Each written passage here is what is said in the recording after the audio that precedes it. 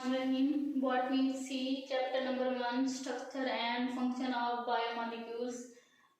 Topic number carbohydrates का part number 2 है। और इसके हम क्लासिफिकेशन को देखा था पिछले लेक्चर में। अब इसकी टाइप सेकंड देखते हैं, डाइसक्राइड। डाई मीन नाम से जाहिर हो रहा है डबल, एंड सक्राइड मीन शुगर, मतलब इसमें डबल शुगर होती है। इसमें जो शुगर होती है, the sugar compose of two monosaccharides, दो मोनोसक्राइड पर मुश्तमिल होती है, इसलिए हम इसको डाइसक्राइड्स का नाम देते हैं। इसमें जो लिंक बनते हैं, मोनोसक्राइड जो होते हैं, दो मोनोसक्राइड, वो किससे मिलके बने होते हैं? वो ग्लाइकोसिडिक बॉन्ड से मिलकर बने होते हैं। मतलब अगर हम इसके कंपाउंड देखें, ये दो मोनोसक्राइड्स हैं जो किससे मिले हैं, वो इस कंपोनेंट बॉन्ड के ग्लाइकोसिडिक बॉन्ड से मिले हैं। इसका जो जनरल फार्मूला है वो है C12H22O11 है।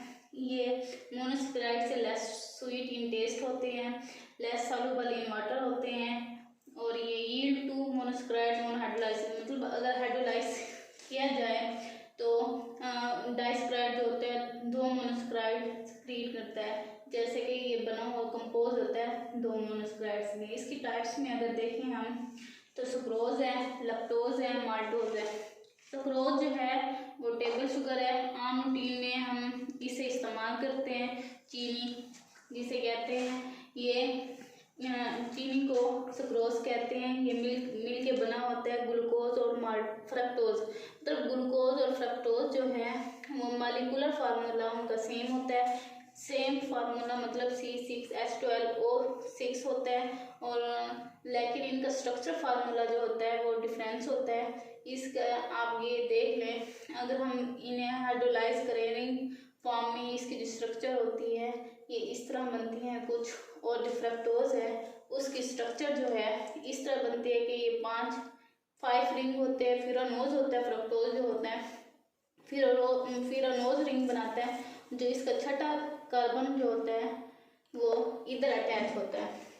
अब अगर हम इनको हाइड्रोलाइज करवाएं, अगर इनको मिलाएं तो इनकी स्ट्रक्चर अगर करें तो ये पहला जो होता है, ये पहला कार्बन ग्लूकोज का फर्स्ट कार्बन, और फ्रक्टोज का जो सेकंड कार्बन है वो उनमें OH और ये H मिल के ये बॉन्ड, ये वाटर मॉलिक्यूल बनाते हैं जो रिलीज हो जाता है, और जो HO बचता है वो ग्लाइकोसिडिक बॉन्ड बनाता है, और ये वाली स्ट्रक्चर मिलती है सक्रोज की।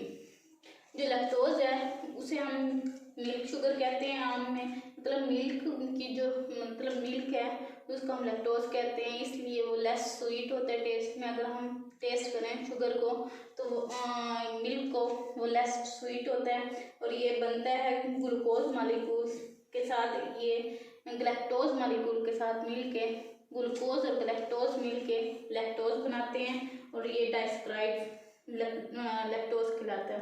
और जो माल्टोज होता है ये फ्रूट्स वगैरह के जो टेस्ट होता है उसमें जो माल्टोज का होता है, इसमें जो होता है दोनों ग्लूकोज सब यूनिट होते हैं, मतलब दो ग्लूकोज सब यूनिट मिलके माल्टोज बनाते हैं। बियर सीड्स, बार्ले वगैरह जो होते हैं, अगर हम उन्हें फर्मेंट करें बियर्स वगैरह को तो जो टेस्ट डेवलप होता है उसे हम क्या कहते हैं, माल्टोज कहते हैं। यहाँ पे ये टॉपिक कंप्लीट होता है, और इसके साथ ही इसकी क्लासिफिकेशन थर्ड है पॉलीसक्राइड। पॉलीसक्राइड मीन पॉली मीन होता है मैनी, सक्राइड मीन शुगर, मतलब वो वाले शुगर जिसमें बहुत ज़्यादा मोनोमर्स होते हैं, किसके, मोनोसक्राइड्स के। ये बिल्डिंग ब्लॉक्स होती है, पॉलीसक्राइड जो होते हैं बिल्डिंग ब्लॉक्स होते हैं मोनोसक्राइड का, इसमें पॉलीमर्स और मोनोसक्राइड्स होते हैं जो कि फ्यू थाउजेंड तक जाते हैं, मतलब इसमें 100 से 1000 तक मोनोसक्राइड्स मिलकर एक पॉलीसक्राइड बनाते हैं। अगर हम इसकी स्ट्रक्चर देखें तो इस तरह ये रिंग फॉर्म में अटैच होते जाते हैं और काफ़ी 1000 तक जाते हैं, इसलिए ये पॉलीसक्राइड जो होते हैं ये टेस्ट लेस होते हैं। मोनोसक्राइड और डाइसक्राइड की निस्बत इनमें कोई टेस्ट नहीं होता। इस पानी में ये बहुत कम सॉल्युबल होते हैं। ये पॉलीसेकेराइड्स वाटर में, मतलब वाटर में ये सॉल्युबल नहीं होते। अगर ये स्प्रिंगली सॉल्युबल होते हैं, मतलब कुछ जो होते हैं वो स्प्रिंगली सॉल्युबल हो जाते हैं वाटर में, बाकी जो होते हैं वो बहुत कम सॉल्युबल होते हैं वाटर में। ये पॉलीसेकेराइड जो होते हैं ये ब्रांच और अनब्रांच्ड होते हैं। ये एक्ट एज स्टोरेज मटेरियल, मतलब स्टोरेज मटेरियल में के तौर पर काम करता है। स्टार्च और ग्लाइकोजन, स्टार्च जो होता है वो प्लांट स्टोर होता है और ग्लाइकोजन जो है एनिमल स्टोरेज के तौर पर काम करता है। इसकी मेन टाइप्स जो हैं वो starch, glycogen, cellulose, pectin, chitin, agar, dextrin और ये टाइप्स आ जाती हैं। ये जो काइटिन और सेलुलोज होता है वो बिल्डिंग मटेरियल, मतलब बिल्डिंग मटेरियल के तौर पर काम करते हैं। सेल वॉल बनाते हैं और एक्सोस्केलेटन बनाते हैं। अब हम इसकी जो मेन टाइप्स हैं वो देखते हैं। जो स्टार्च है वो फाउंड होता है फ्रूट्स में, ग्रीन्स में, पोटैटो में, मतलब ये सारी चीज़ें जो होती हैं ये किससे बनी हुई होती हैं, वो स्टार्च से बनी हुई होती हैं। और ये प्लांट स्टोर होता है। स्टार्च जो है वो प्लांट स्टोरेज है, इसमें ग्लूकोज को स्टोर करते हैं। इसमें जो स्टार्च में जो मोनोमर्स होते हैं मोनोसेकेराइड्स के, वो 1 to 4 लिंकेज होती है और ये ब्लू कलर देता है आयोडीन में। अगर हम इसका आयोडीन टेस्ट करवाएं तो कौन सा कलर आता है? ब्लू कलर आता है। अब स्टार्च की आगे 2 टाइप्स हैं, अमाइलोज और अमाइलोपेक्टिन। अमाइलोज स्टार्च होती है वो सिंपल फॉर्म होती है, बहुत ज़्यादा कम्प्लेक्स नहीं होती, ये अनब्रांच्ड होती है और ये सॉल्युबल होते हैं इन हॉट वाटर, मतलब हॉट वाटर में जाके अमाइलोज होता है वो सॉल्युबल हो जाता है। और अमाइलोपेक्टिन स्टार्च जो है वो कम्प्लेक्स फॉर्म होती है स्टार्च की, ये ब्रांच्ड होती है, इनसॉल्युबल इन हॉट और कोल्ड वाटर, मतलब किसी भी पानी में ये सॉल्युबल नहीं होती। अब आगे है ग्लाइकोजन। ग्लाइकोजन जो है वो एनिमल स्टार्च है, इसे हम एनिमल स्टार्च का नाम देते हैं। ये पॉलीमर ऑफ ग्लूकोज होता है, इसमें बहुत ज़्यादा मतलब ग्लूकोज पाए जाते हैं। ये एक्सटेंसिवली ब्रांच्ड होता है, ये मोर कम्प्लेक्स होता है, किससे? अमाइलोपेक्टिन से। और ये स्टोरेज के तौर पर काम करता है। एनिमल स्टार्च के तौर पर अगर काम करता है तो ये एनिमल में ये स्टोरेज के तौर पर ग्लाइकोजन काम करता है। ये लीवर और मसल्स में ग्लूकोज को स्टोर करता है। इसमें जो होता है ये कैसे स्टोर करता है लीवर और मसल्स में? इसमें ग्लूकोज जो होती है वो बॉडी में आती है और जितना उसमें यूज़ होना होता है तो वो यूज़ होके जो बाकी ग्लूकोज होती है वो लीवर और मसल्स में स्टोर हो जाती है ग्लाइकोजन के फॉर्म में।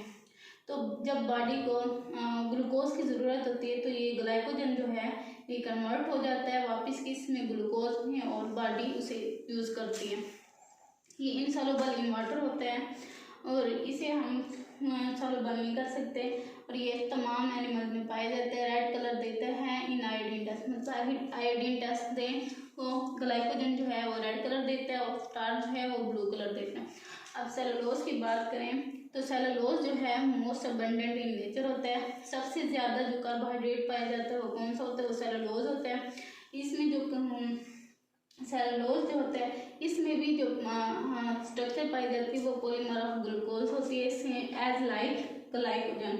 और इसमें जो ग्लाइकोसिडिक लिंकेज होता है उसमें थोड़ा सा डिफरेंस आ रहा होता है, किसमें? Beta configuration. अगर हम स्ट्रक्चर देखें, अगर हम इधर स्ट्रक्चर देखें तो यहाँ पे ग्लूकोज का स्ट्रक्चर में अगर हम देखें तो OH ये नीचे पाया जा रहा है कार्बन नंबर 1 फर्स्ट पे, तो इसको हम किसका नाम देते हैं?